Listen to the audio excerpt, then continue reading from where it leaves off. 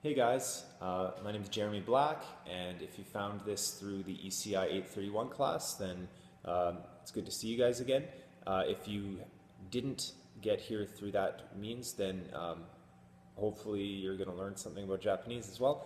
I'm just going to talk quickly about the major project for the ECI 831 class. I've been studying Japanese since the beginning of September using a bunch of different technological tools, and I have talked about those in past blogs, but just as a quick recap, I've used an awesome flashcard program, a smart flashcard program called Anki, A-N-K-I, website ankisrs.net, and it's a great tool. I use it every day. Some days I never want to look at it again, but I keep doing it. And you know, in tandem with that, I'm watching Japanese podcasts or video podcasts and YouTube videos, and just trying to scour the net for anything that'll keep me motivated and interested in studying Japanese. One of the goals for that is that I'm going to Japan for a week at the end of December, and my wife is Japanese, and nothing is worse than trying to speak to in-laws that have no idea what you're saying. I mean, some of you might say, oh, well, that's actually really helpful.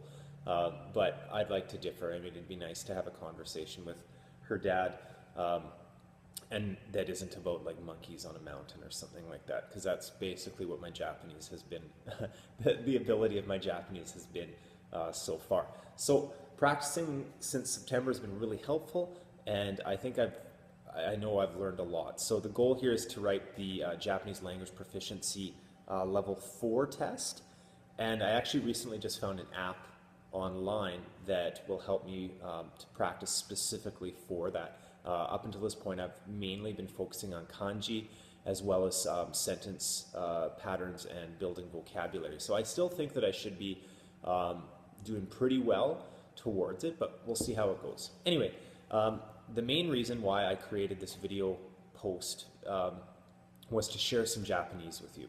So the two things that I would recommend if you are interested in starting Japanese is to first of all study the written alphabet. It's called hiragana, and hiragana is the alphabet, right? You need to start with understanding all the different building blocks that go into all the words, how to pronounce them. It's going to make your life so much easier.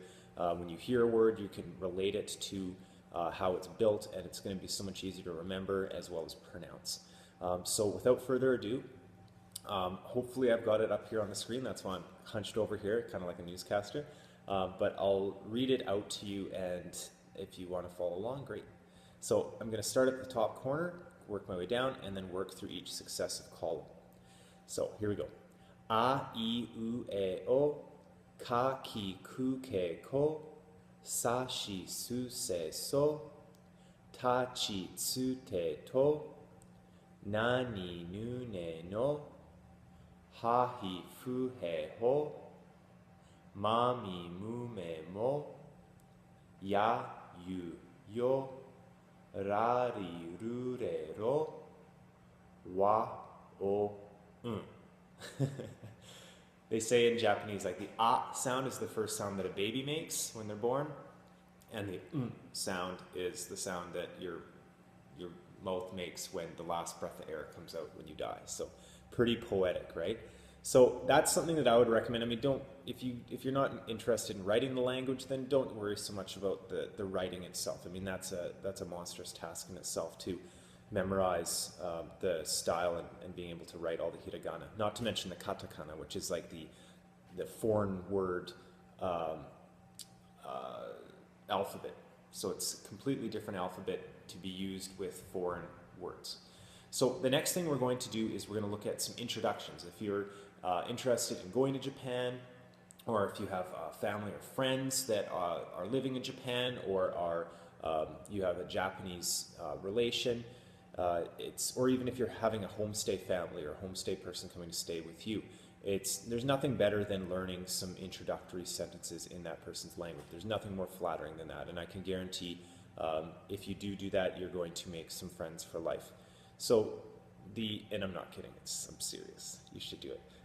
So here's a few sentences that will get you started on the right track. So the first one that everyone says when they first meet one another is hajimemashite. Hajimemashite. Hajimemashite. Hajimemashite. So hajimemashite means greetings. And that's what it means. Hajimemashite. Okay? So the next thing that you'd say typically is watashi wa, your name, and then desu. Watashi wa, watashi wa Jeremy desu. That's my bell. I better work faster.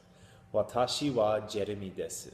Okay, so from the beginning, hajimemashite, watashi wa Jeremy desu. Okay, so there's the two sentences, and then we can cap it off. We can add a whole bunch of other things like I'm from Canada, and la la la, how old you are, what kind of food you like, but we'll just cut it short here. The next sentence that you typically say is, just let me remember, that's what it is. Dozo yoroshiku, dozo yoroshiku, dozo yoroshiku, dozo yoroshiku, dozo yoroshiku. And that means I'm pleased to meet you. So, hajimemashite, watashi wa desu, dozo yoroshiku. We'll try it one more time and then we're out of here, okay? Hajimemashite, watashi wa desu, dozo yoroshiku. Okay, so that's it. If you like that, awesome, great. People do it way better than I can do it. In fact, there's a bunch of links down below this video that I encourage you to try. Some of them are phenomenal. These people are just putting their souls and everything into their ability to share Japanese language with you. So please do go look at that, even if you're not interested in learning Japanese, because they're truly really cool setup websites. Anyway, that's it for me, and please leave any comments down below. Tell me what I did wrong, what I should do better, and I'll do my best to try and improve this as we go on.